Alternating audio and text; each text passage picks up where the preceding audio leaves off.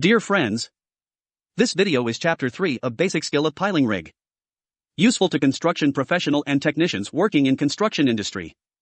We will discuss about A. Pile rig setup. B. Proper drilling techniques and procedures of piling rig.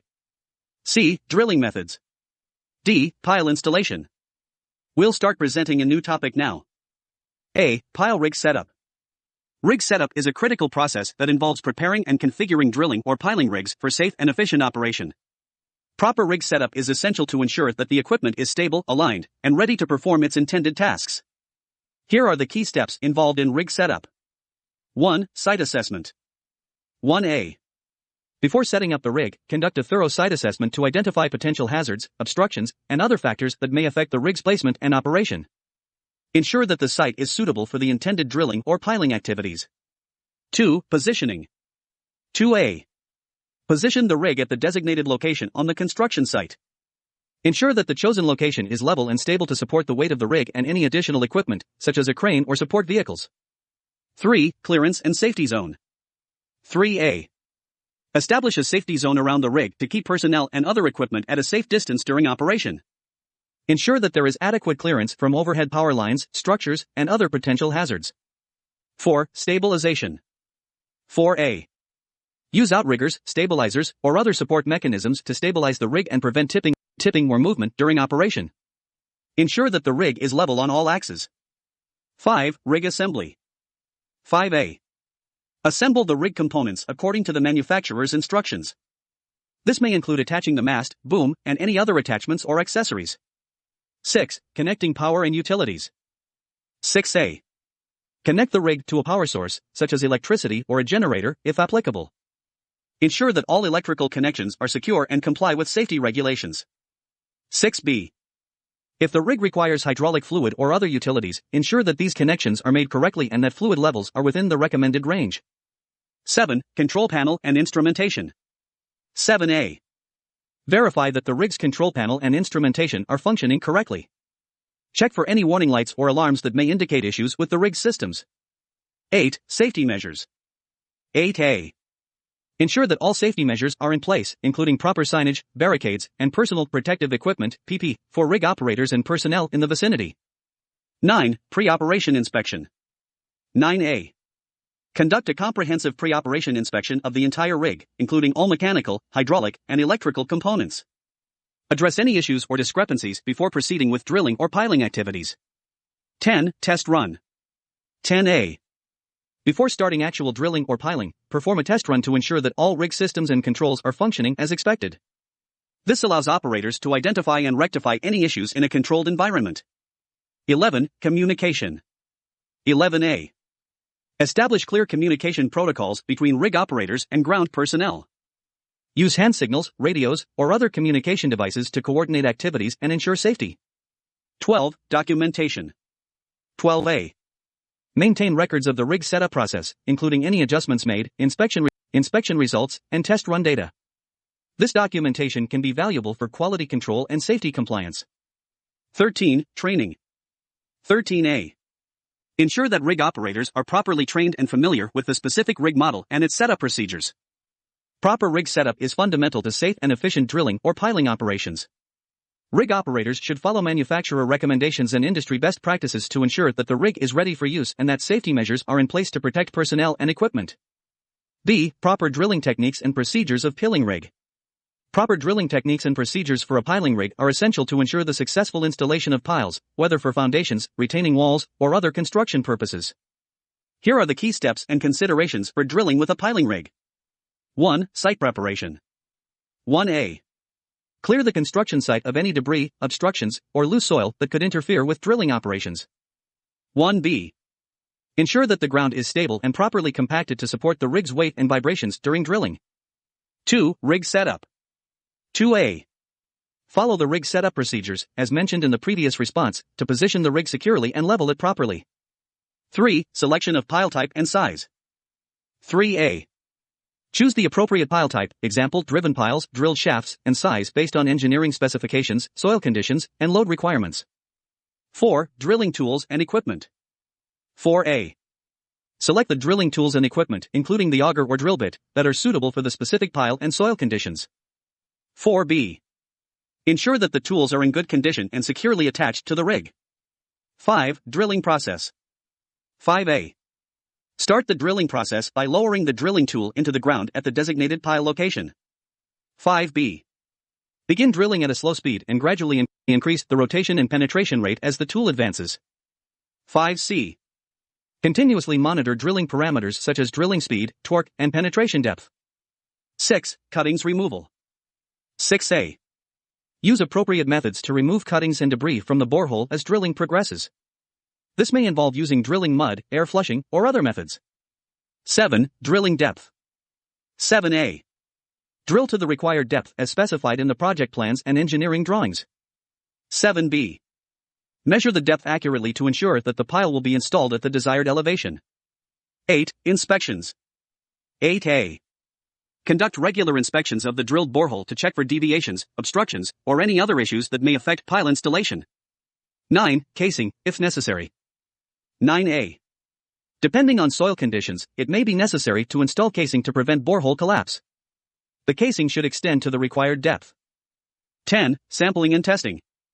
10a. If soil testing or sampling is required, collect samples from the borehole at specified intervals or depths. 11. Quality control. 11a. Maintain strict quality control measures to ensure that the drilled borehole meets the specified tolerances and requirements. 12. Cleanup. 12a. After reaching the required depth, stop drilling and remove the drilling tool from the borehole. 12b. Properly dispose of drilling cuttings and debris according to environmental regulations. 13. Final inspection. 13a. Conduct a final inspection of the drilled borehole to verify that it meets all project requirements. 14. Pile installation. 14a.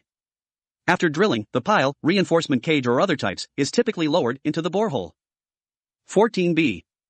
Depending on the project requirements, concrete may be poured into the borehole to form a cast-in-place pile, or the pile may be driven into the ground. 15. Grouting, if necessary. 15a. In some cases, grout may be injected into the borehole around the pile to improve load transfer and stability. 16. Testing and load verification. 16a. Perform load tests, if required, to verify the pile's load-bearing capacity and integrity. 17. Documentation. 17a. Maintain thorough records of drilling activities, including borehole logs, inspection reports, and test results. 18. Safety. 18a. Throughout the entire process, prioritize safety for all personnel involved in drilling and pile installation. Follow safety protocols and provide proper training. Proper drilling techniques and procedures are essential for the successful installation of piles, and adherence to industry standards and project specifications is crucial. Collaboration between geotechnical engineers, drilling crews, and project managers is essential to ensure that drilling meets the project's design and safety requirements. C. Drilling methods. Drilling methods vary depending on the type of project, geological conditions, and the specific goals of the drilling operation. Here are some common drilling methods used in various industries. 1. Rotary drilling. 1a. Rotary auger drilling. In this method, an auger or a drill bit is rotated into the ground, cutting and removing soil or rock. It is commonly used for drilling boreholes for environmental sampling, geotechnical investigations, and shallow foundation work. 1b. Rotary core drilling. This method involves the use of a rotating core barrel to extract cylindrical rock or soil samples. It is often used for mineral exploration, geotechnical engineering, and geological studies. 2. Percussion drilling. 2a. Cable tool drilling, also known as percussion drilling. This method uses a heavy chisel or bit attached to a cable that is repeatedly raised and dropped to break and remove rock or soil.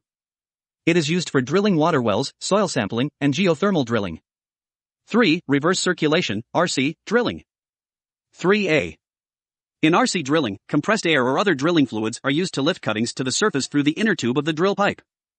It is commonly used in mineral exploration because it provides high-quality rock samples and efficient drilling rates. 4. Diamond core drilling. 4a. Diamond core drilling uses a diamond-impregnated bit to cut through rock formations and obtain core samples. It is widely used in mineral exploration, geotechnical investigations, and concrete sampling due to its precision and ability to recover intact core samples. 5. Directional drilling. 5a. Directional drilling techniques are used to control the direction and inclination of the borehole.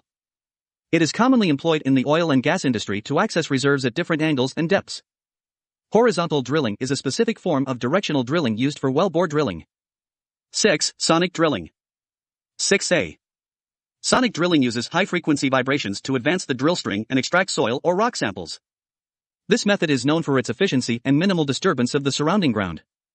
It is often used in environmental, geotechnical, and mineral exploration projects.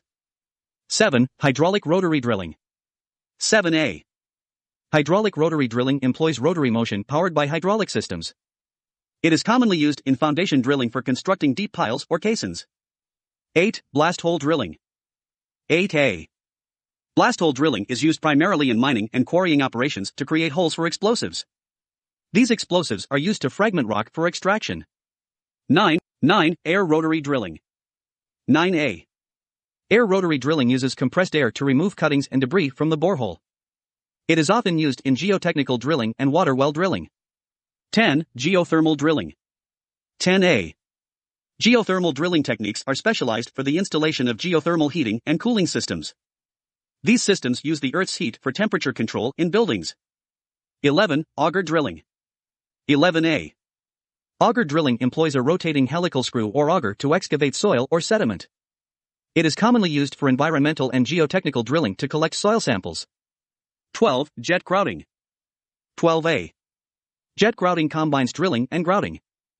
High-pressure jets inject grout into the ground to improve soil properties or create barriers.